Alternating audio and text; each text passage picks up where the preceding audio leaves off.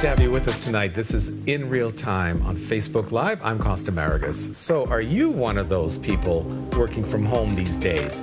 Welcome to the club. You're part of a growing club, in fact, as this pandemic has sent thousands of Canadians out of their offices and into their homes. All this is sure to have an impact on the workplace. We're connecting tonight with a professor from the University of Regina who's part of a global research project looking at the impact on universities of stay-at-home workers. Shelagh Campbell is associate professor at the University of Regina's Hill and Levine School of Business and is the project lead on this research at the university. Hi, Shelagh. Hi, Costa. How are you? I'm very well. How about yourself? Not too bad, thank you. Well, you've been working from home for a while now. What's it been like for you? Well, it's been 6 months and 1 day that I have been working from home as a university professor. And like many people, it has had its ups and downs as we have gone through different waves and stages of the lockdown and the pandemic.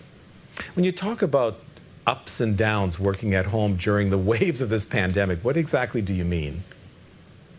Well, I think there's been a lot of uncertainty at various points in time, and that has raised anxiety and stress for a lot of people working from home. When information is forthcoming, then people relax a bit, but they go through a series of changes. The kids came home from school, then it was summertime.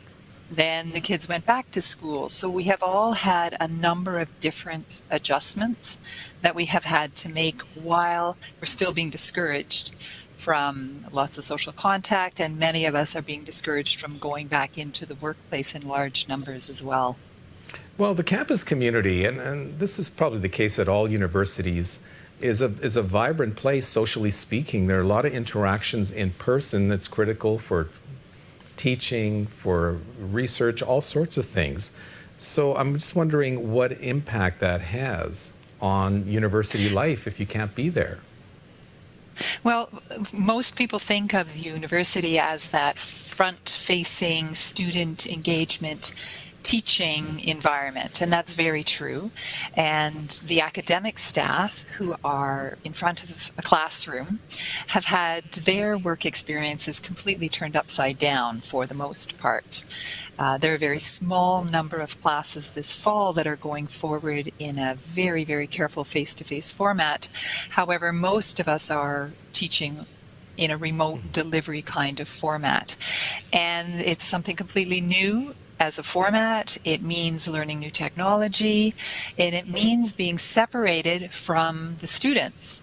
But more than that, the university is really a place where work gets done in teams. And we just need to think about research and the interview you did earlier this evening with the researchers who are dealing with the virus and development of a new vaccine. There are large numbers of people that come together as teams to do research, and a lot of that has been put on hold or has been modified as a result of the pandemic. And the social contact that is such a big part of a university has been completely put on hold for the most part.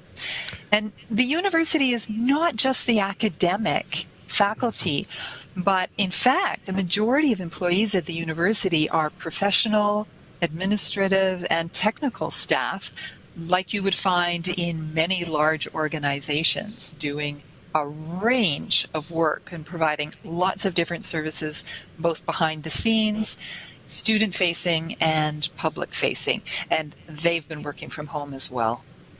Tell me about this study you're working on. What's it all about?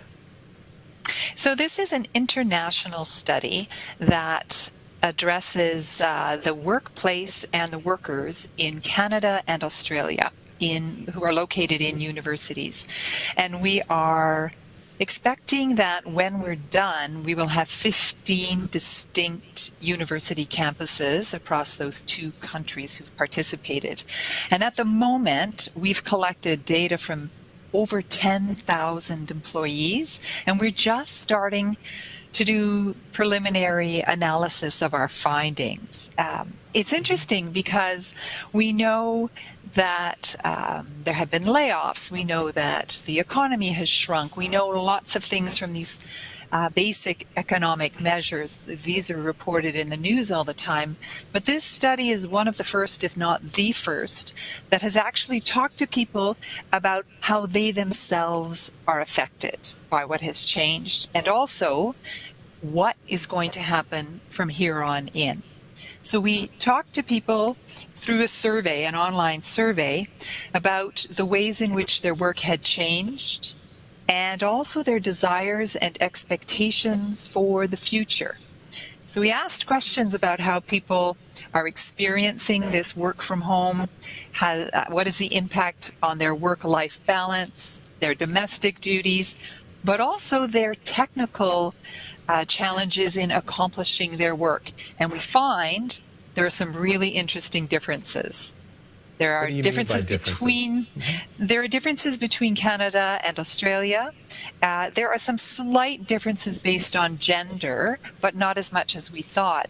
But what we're seeing is that there's a real difference in the way working from home has impacted academic, teaching, and research staff compared to the professional, technical, and administrative staff at the university. Those professional, technical, admin staff have generally found the work from home to be positive for lots of different reasons. And the working from home, in a very general sense, has had a much more negative impact on academic staff. And we're still digging into the detail of those findings, and more information will be forthcoming over the fall. And what's going to happen to all? You've heard from at least 10,000 people so far, but what are you going to do with all of this? A couple of different things will happen. The participants, the researchers in each of the participating universities will be preparing a summary of information to give back to their host institutions. And so in my case, I will be preparing a summary of what happened at our university for my university community. But we'll also be going forward with academic publications where we'll be taking a look at the total picture, what's happened uniquely in Australia, what has happened uniquely in Canada, and some comparative pieces. And these will be published in academic journals. They will also appear in more accessible press, both online and in a number of different sort of collections that people can access in the library and so on and so forth. Well, here's an idea. You can even talk about this on this show sometime. What do you think of that? Absolutely. I'd love to be able to come back when we have a much clearer picture of the fine-grained details and the comments that people have made. I'd love to come back and tell you more. Well, Sheila, working at home, it's a big talker. People talk about it all the time because so many are doing it now. We thank you for your insights, and good luck with the study. Thank you very much, Costa. Good to talk to you. Bye-bye.